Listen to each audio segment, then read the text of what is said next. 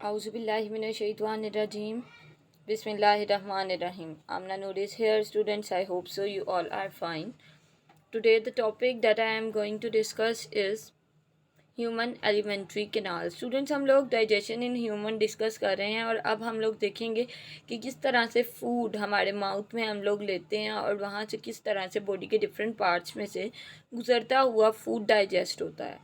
ठीक है, अब एलिमेंट्री कैनाल क्या है स्टूडेंट्स, ये देखें। ये जो ह्यूमन के माउथ से पोर्शन शुरू होता है, यहाँ से नीचे ईसोफेगस में, ईसोफेगस से स्टमक में, स्टमक से स्मॉल इंटेस्टाइन, स्मॉल इंटेस्टाइन से large intestine and then anus. ये होल जो कैनाल है, इस पूरी की पूरी कैनाल को हम लोग एलिमेंट्री कैनाल कहते हैं। अब आए, the digestive system of human consist of a long tube that extend from mouth to anus.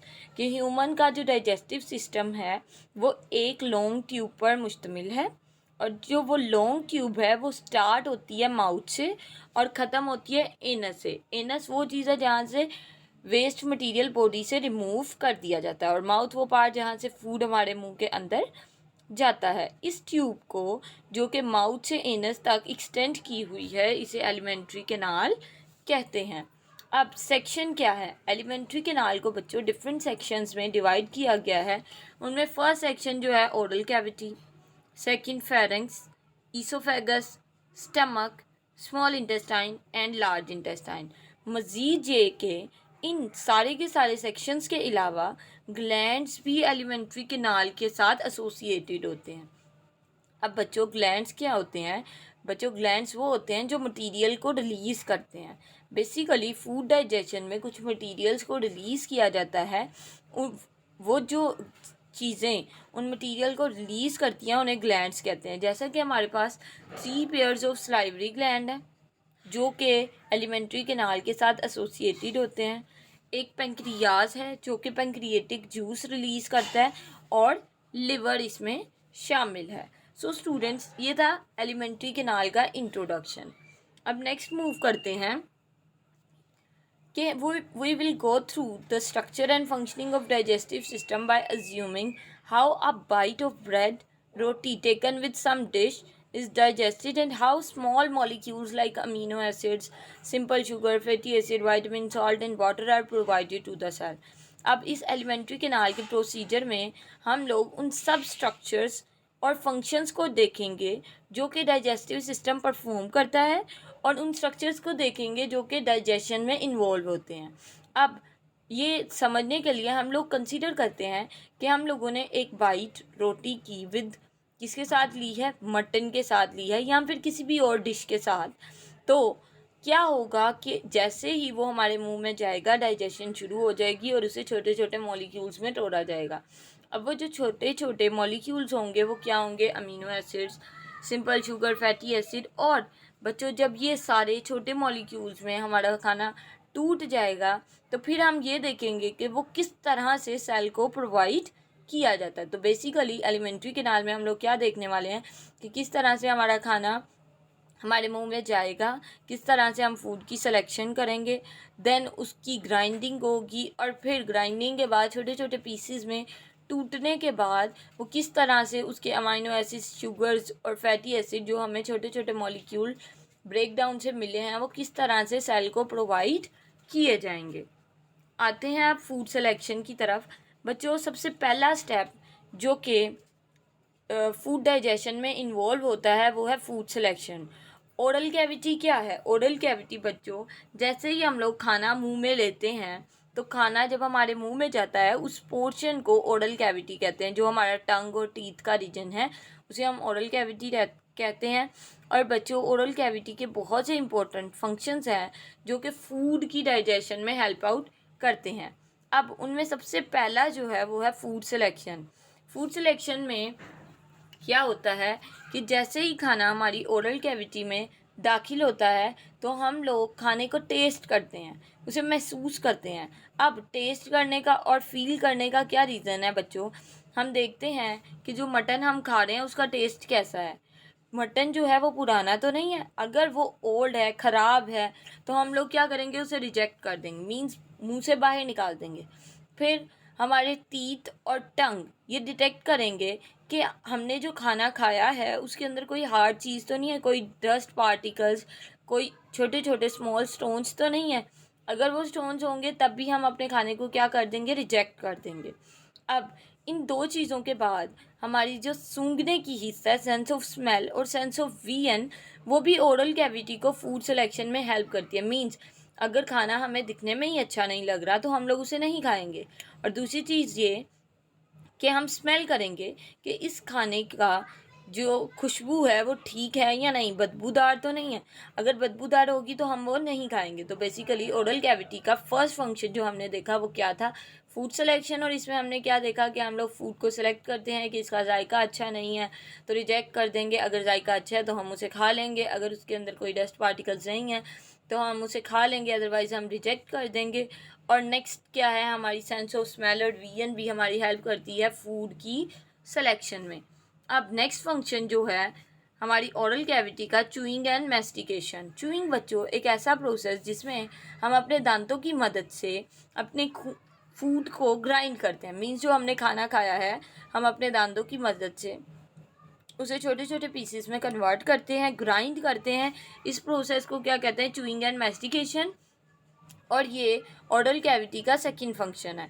और बच्चों फूड को छोटे छोटे पार्टिकल में ब्रेक डाउन करना इसलिए ज़रूरी है कि ईसोफेगस जो है वो नैरो होती है, तंग होती है, पतली होती है, तो उसमें से बड़े पार्टिकल्स नहीं गुजर सकते। तो वो सिर्फ और सिर्फ छोटे पार्टिकल्स को अपने अंदर से गुजार सकती है। इस वजह से क्या है, फूड को ब्रेक डाउन करना बहुत ज़्यादा ज़रूरी है, ग्राइंड करना बहुत ज़्यादा ज़रूरी है।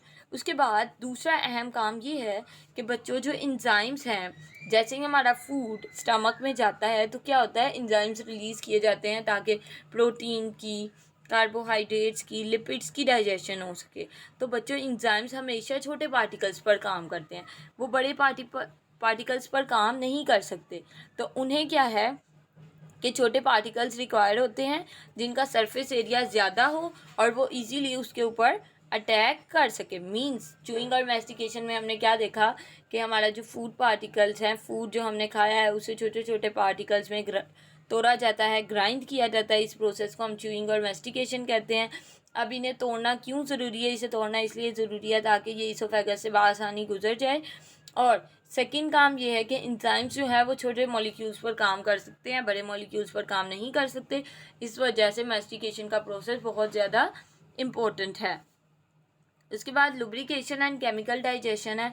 लुब्रिकेशन मीन्स बच्चों इसमें हम लोग ऑयलिंग करते हैं। अब ऑयलिंग का क्या मतलब है, हमारे मुंह में ऑयलिंग कहाँ से आ गई, बेसिकली बच्चों जो हमारा स्लाइवा है उसे रिलीज़ किया जाता है ताकि फूड क्या हो, स्वेल हो जाए, थोड़ा सा स्लिपरी हो जाए, ठीक है। और केमिकल डाइजेशन मीन्स इसमें हम लोग डिफरेंट, हमारी बॉडी केमिकल्स रिलीज़ करेगी जो कि फूड की डाइजेशन में हेल्प आउट करेंगे।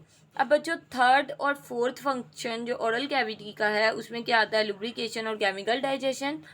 च्यूइंग प्रोसेस बच्चों, जैसे ही हम खाना मुंह में लेते हैं तो आप बच्चों ऑब्जर्व करेंगे कि वाटरी सा मटेरियल हमारे माउथ में रिलीज़ हो जाता है। उस वाटरी से मटेरियल को सलाइवा कहते हैं। और उस सलाइवा को रिलीज़ कौन करता है, 3 पेयर्स ऑफ सलाइवरी ग्लैंड। अब बच्चों ये शॉर्ट क्वेश्चन पूछा जाता है कि 3 पेयर्स ऑफ सलाइवरी ग्लैंड कौन से हैं। तो बच्चों एक जो है वो हमारी टंग के नीचे ग्लैंड होता है, दूसरा हमारे जोस के पीछे, और थर्ड वन हमारे कानों के आगे वाली साइड में, मीन्स हमारे माउथ के अंदर इनकी लोकेशन है। और ये जिस जूस को रिलीज़ करते हैं उसे क्या कहते हैं, स्लाइवा। मीन्स ये कि चूइंग प्रोसेस स्टिमुलेट करता है स्लाइवरी ग्लैंड्स को कि वो रिलीज़ करें स्लाइवा को ओरल कैविटी के अंदर। अब जैसे ही बच्चों स्लाइवा रिलीज़ होता है तो वो क्या करता है, हमारे फूड में वाटर और म्यूकस ऐड कर देता है। वाटर जो है वो क्या है, वाटर पानी ऐड कर देगा। म्यूकस क्या है, एक ऐसा मटेरियल जो क्या है, चिपकने वाला मटेरियल होता है, ठीक है। अब वो क्या करता है, लुब्रिकेंट के तौर पर काम करता है ताकि जो खाना हमने खाया है वो बआसानी ईसोफेगस में चला जाए। उसके बाद स्लाइवा के अंदर क्या है, कुछ डिफरेंट एंजाइम्स होते हैं जैसे स्लाइवरी अमाइलेज। बच्चों अमाइलेज वो एंजाइम है जो कि कार्बोहाइड्रेट रिलीज करता है, ठीक है। और स्लाइवरी अमाइलेज वो एंजाइम है जो कार्बोहाइड्रेट की डाइजेशन करता है, ठीक है। और इसका मकसद क्या है, हमारा जो स्टार्च हमने खाया है उसकी हाफ डाइजेशन कर देना। मीन्स सलाइवा के अंदर एक एंजाइम होता है जिसे क्या कहते हैं, सलाइवरी अमाइलेज। ये जो सलाइवरी अमाइलेज होता है बच्चों, ये स्टार्च की सेमी डाइजेशन करवाता है, मीन्स हाफ स्टार्च को डाइजेस्ट करवा देता है। ठीक है, उसके बाद बोलस। अब बच्चों च्यूइंग के प्रोसेस से और लुब्रिकेशन के प्रोसेस के बाद और साथ ही साथ सेमी डाइजेशन के प्रोसेस के बाद क्या होता है, जो फूड पार्टिकल्स हैं उन्हें हमारी ज़ुबान एक छोटे से सर्कुलर से मैज़ में रोल कर देती है। और वो जो मैज़ होता है छोटा सा स्मॉल सा, वो स्लिपरी होता है। ठीक है, उसे हम लोग क्या कहते हैं, बोलस। और बच्चों होता क्या है, इस बोलस को हम लोग निगल लेते हैं। किस तरह से, ये बोलस हमारी टंग पीछे इसोफेगस में पुश करती है और इस तरह से हमारा जो बोलस है वो बैक पहुंच जाता है। बोलस क्या है, लुब्रिकेशन के बाद, च्यूइंग, लुब्रिकेशन और सेमी डाइजेशन के प्रोसेस के बाद जो छोटा एक हमारे जो छोटे पार्टिकल्स हैं फूड के, उनको एक सर्कुलर से मैज में कन्वर्ट किया जाता है। वो मैज स्लिपरी होता है और उसे बोलस कहा जाता है। ठीक है स्टूडेंट्स, ये था हमारा आज का टॉपिक। आई होप सो आप लोगों को क्लियर हो गया होगा। If there is any problem you can ask in the comment section. और बच्चों केमिकल डाइजेशन में क्या आता है, जो सेमी डाइजेशन हमने अमाइलेज एंजाइम की मदद से करवाई है, वो क्या है, केमिकल डाइजेशन में आता है। सो स्टूडेंट्स, ये था हमारा टॉपिक। Please subscribe my channel. अल्लाह हाफिज़।